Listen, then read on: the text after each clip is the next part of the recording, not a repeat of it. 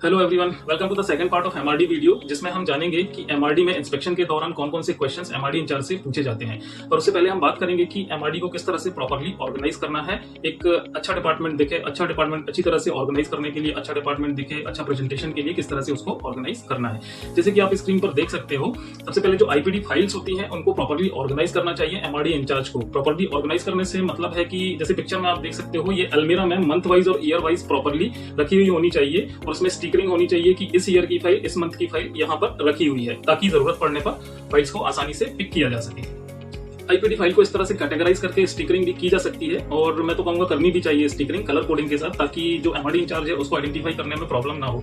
Categorise किस तरह से कर सकते हैं, कौन सी फाइल है जो एमएलसी केस की है, कौन सी फाइल है जो डेथ केस की है, कौन सी फाइल है जो रिलीव्ड केस की है, कौन सी क्योर्ड केस की है। तो इस तरह से कलर कोडिंग के साथ स्टिकरिंग करनी चाहिए ताकि फाइल के आइडेंटिफिकेशन में परेशानी ना हो। तो एमआरडी इंचार्ज को अपने वर्क को फैसिलिटेट करने के लिए ये होना जरूरी है। जैसे कि आप इस पिक्चर में देख सकते हो, एमआरडी इंचार्ज के लिए प्रॉपर सिटिंग अरेंजमेंट होना चाहिए, एक टेबल होना चाहिए और चेयर होना चाहिए, ताकि वो जो भी मेडिकल रिकॉर्ड उनसे लेने के लिए आते हैं एमआरडी डिपार्टमेंट में, उनके साथ डील कर सके, उनके साथ कम्युनिकेशन कर सके, बात कर सके और उनको बता सके प्रोसेस की किस तरह से हम एमआरडी के जो रिकॉर्ड्स होते हैं वो डिस्क्लोज करते हैं और कौन सी फॉर्मेलिटीज हैं जो आपको फुलफिल करके रिकॉर्ड ले जाना होगा, यहाँ से आप रिकॉर्ड ले जा सकते हो। एमआरडी में जो सिटिंग अरेंजमेंट होता है वो मोस्टली एमआरडी का जो एंट्रेंस होता है उसके पास ही होता है एकदम, ताकि जो रिकॉर्ड लेने के लिए आता है वो सिटिंग अरेंजमेंट को क्रॉस करके अंदर ना आ सके और जो एमआरडी की जो कॉन्फिडेंशियलिटी है, इंटीग्रिटी है, वो मेंटेन रहे। बाहर के बाहर ही एमआरडी इंचार्ज जो रिकॉर्ड लेने के लिए आ रहे हैं उनसे डील कर सके, बात कर सके और वो अंदर प्रवेश ना कर सके, क्योंकि आइडियली एमआरडी रूम में एमआरडी इंचार्ज और डायरेक्टर के अलावा किसी और को जाने की अनुमति नहीं होती है। इवन जो हॉस्पिटल के क्लोज स्टाफ होते हैं, सीनियर स्टाफ होते हैं, they are also not allowed to go inside the MRD in order to maintain the confidentiality and integrity.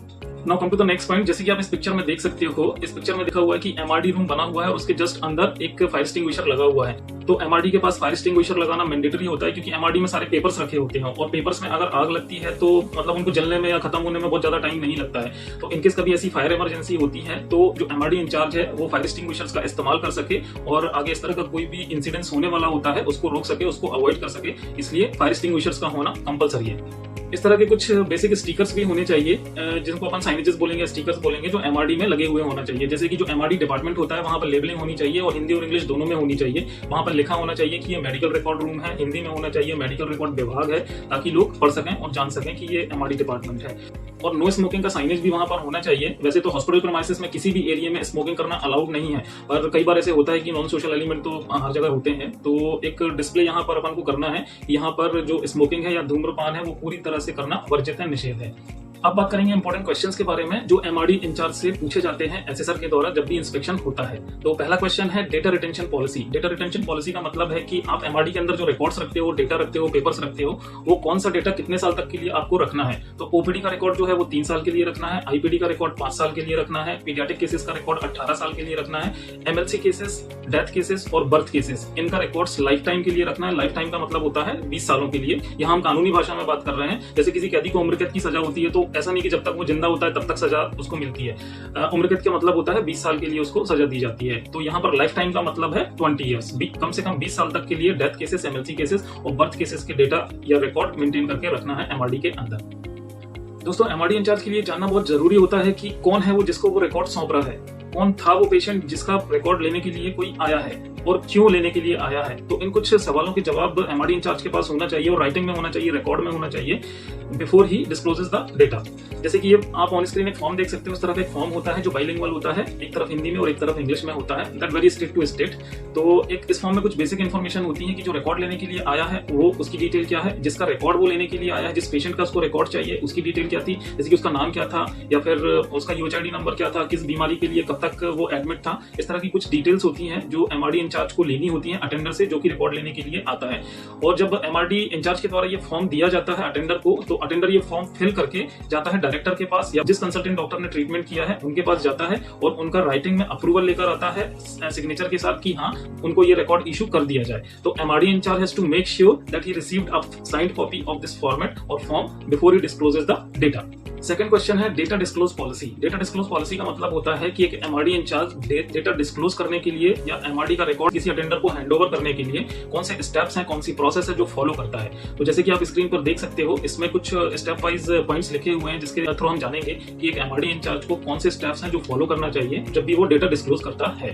सबसे पहले एक कॉल करना चाहिए पेशेंट्स को। जब भी कोई अपने हॉस्पिटल में पेशेंट एडमिट होता है तो उसका रिकॉर्ड होता है, लाइक उसका नाम होता है, उसका कॉन्टैक्ट नंबर होता है, एड्रेस होता है, ये सारा जो डेटा है वो हॉस्पिटल के पास ऑलरेडी होता है। तो एक एमआरडी इंचार्ज जो होता है उसको पेशेंट को कॉल करके पूछना चाहिए कि फलाने व्यक्ति हैं जो आपका मेडिकल रिकॉर्ड लेने के लिए आए हैं, इस कारण से क्या आप हमें अनुमति देते हैं कि हम आपका रिकॉर्ड इनको दे दें या डिस्क्लोज कर दें। तो जब भी कोई पेशेंट होता है वो पेशेंट अनुमति देता है, उसके बाद ही उनको रिकॉर्ड डिस्क्लोज करना होता है। तो वो किस तरह से करते हैं, जो फॉर्मेट अपन ने प्रीवियस स्लाइड में देखा है, इसके थोड़ी देर पहले अपन ने जिस फॉर्मेट के बारे में बात की जो बाइलिंगुअल था, वो फॉर्मेट की साइंड कॉपी एमआरडी इंचार्ज को लेनी होती है कि हाँ डायरेक्टर से या कंसल्टेंट डॉक्टर, ट्रीटिंग डॉक्टर से अप्रूवल मिल चुका है और वो डेटा डिस्क्लोज कर सकते हैं। फिर इसके बाद जो अटेंडर होता है उनका एक आईडी कार्ड लेना है, फोटो आईडी कार्ड लेना है जिसमें उसका एड्रेस प्रूफ भी होना चाहिए, जैसे कि आधार कार्ड हो गया, कुछ ड्राइविंग लाइसेंस हो गया, इस तरह का कुछ एक नेशनल आईडी लेनी है और उसकी कॉपी रखनी है कि हाँ आपने इसको डिस्क्लोज किया है। फिर इसके बाद कुछ एक रजिस्टर होता है, एमआरडी रजिस्टर होता है एक हर एमआरडी में, जिसमें वो रिकॉर्ड मेंटेन करते हैं कि उन्होंने किस डेट को, किस टाइम को, किस पर्सन को रिकॉर्ड डिस्क्लोज किया है। तो एक रजिस्टर में उसका सारा डिटेल लिखना है कि XYZ नाम के व्यक्ति थे, 1 तारीख को आए थे, 12 बजे आए थे, उनका कॉन्टैक्ट नंबर ये था, उनका आधार नंबर ये था और इस कारण से इस पेशेंट की जो मेडिकल रिकॉर्ड है वो डिस्क्लोज किया हुआ है और उनके सिग्नेचर भी रजिस्टर में लेने हैं। तो इस तरह से एक प्रॉपर डॉक्यूमेंटेशन वर्क करना होता है, जैसे कि जो रजिस्टर का जो फॉर्मेट है वो भी आप स्क्रीन पर देख सकते हो। फिर इसके बाद जो एमआरडी इंचार्ज है उसको ओरिजिनल कॉपी नहीं देनी है किसी भी अटेंडर को, उसको कॉपी देनी है जेरोक्स कॉपी। ओरिजिनल कॉपी हमेशा हॉस्पिटल के पास होती है ताकि उसमें जो भी लाइन ऑफ ट्रीटमेंट चला हो कोई भी उसके साथ छेड़छाड़ ना कर सके। ओरिजिनल कॉपी हॉस्पिटल के पास ही रहेगी, एमआरडी डिपार्टमेंट में ही रहेगी और उसका एक जेरोक्स देना होता है अटेंडर को ताकि वो अपनी जो भी फॉर्मेलिटी है, जिस भी कारण से या रीजन से ले जा रहे हैं, वो उनका काम हो सके। डेटा डिस्क्लोज पॉलिसी के अंदर हम ये भी जानेंगे कि एमआरडी इंचार्ज को किसको डेटा डिस्क्लोज करना होता है। मतलब कानूनी तौर पर एक एमआरडी इंचार्ज मना नहीं कर सकता है किसी भी पेशेंट को एमआरडी का जो डेटा होता है वो डिस्क्लोज करने के लिए, या फिर अगर पेशेंट को जरूरत होती है, कोई पेशेंट जो इलाज कराता है और मेडिकल रिकॉर्ड उसी का है, तो वो ऑथराइज्ड है कानूनी तौर पर कि हॉस्पिटल से अपना एक कॉपी या एक रिकॉर्ड ले सके ताकि वो अपने आगे की प्रोसेसिंग जो भी वो करना चाहता है वो कर सके। तो कभी भी कोई पुलिस स्टेशन से रिक्वायरमेंट आती है तो एमआरडी इंचार्ज मना नहीं कर सकता, उसको देना पड़ेगा। सिविल कोर्ट से, हाई कोर्ट से कभी भी रिक्वायरमेंट आती है कि किसी भी हॉस्पिटल को डेटा देना है तो उसको देना पड़ेगा, वो मना नहीं कर सकता है। कोई इंश्योरेंस कंपनी में क्लेम करने के लिए डॉक्यूमेंट्स मांगता है, रिकॉर्ड मांगता है तो देना पड़ेगा। और कोई सपोज अपने हॉस्पिटल में इलाज नहीं कराना चाहता, किसी दूसरे हॉस्पिटल में, हायर सिटी में, हायर सेंटर में जाकर इलाज कराना चाहता है तो उस केस में भी एक कॉपी रिकॉर्ड की देनी पड़ती है। कभी कभी एमआरडी इंचार्ज के पास लेटर आ जाता है या फिर लीगल नोटिस आता है कि लीगल फॉर्मेलिटीज के लिए मेडिकल रिकॉर्ड की ओरिजिनल कॉपी चाहिए। इस केस में MRD incharge has to make sure कि वो ओरिजिनल कॉपी जब भी देता है लीगल फॉर्मेलिटीज के लिए तो हॉस्पिटल का एक जो लीगल रिप्रेजेंटेटिव होता है, जो वकील होता है, एडवोकेट होता है, वही लेकर जाएगा।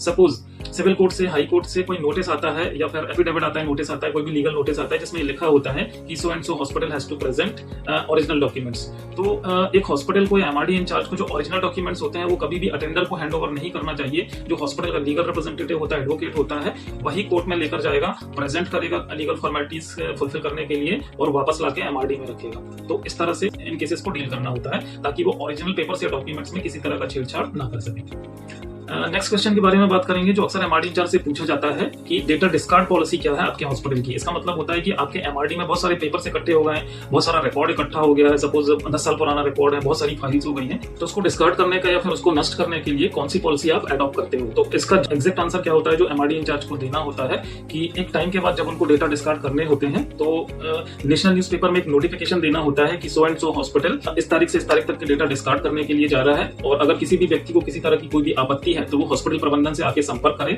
बाद में हॉस्पिटल प्रबंधन की कोई भी जवाबदारी नहीं होती है। तो इस तरह का एक नोटिफिकेशन इशू करना पड़ता है किसी भी नेशनल न्यूज़पेपर में 45 डेज पहले, और 45 डेज के बाद 2 मेथड होती हैं जो एक एमआरडी इंचार्ज ऑप्ट कर सकता है डिस्कार्ड करने के लिए डेटा। पहला होता है बर्निंग मेथड। बर्निंग मेथड में एक्चुअली ये ऑप्शन नहीं है, बर्निंग मेथड इको फ्रेंडली नहीं होता है, इसलिए उसको ऑप्ट नहीं करते हैं क्योंकि जब बहुत सारे पेपर्स जलाए जाते हैं तो एयर पोल्यूशन होता है और air pollution is not a good thing, तो वो ऑप्शन ऑप्ट नहीं करते हैं। सेकंड ऑप्शन क्या होता है, टीयरिंग मेथड होती है। टीयरिंग मेथड में क्या होता है, जो पेपर्स होते हैं उनको टुकड़ों में बदल दिया जाता है, छोटे छोटे टुकड़ों में बदल दिया जाता है, फाड़ दिया जाता है, फिर नगर निगम की जो गाड़ियां होती हैं उनको हैंडओवर कर दिया जाता है, तो वो फिर अकॉर्डिंगली अपने गाइडलाइन के हिसाब से उसको डिस्कार्ड करते हैं। तो ये होता है डेटा डिस्कार्ड पॉलिसी और इस तरह से एमआरडी इंचार्ज को जवाब देना होता है। So it was all about what I wanted to share with you guys through this video. Thank you very much for listening me. Thank you.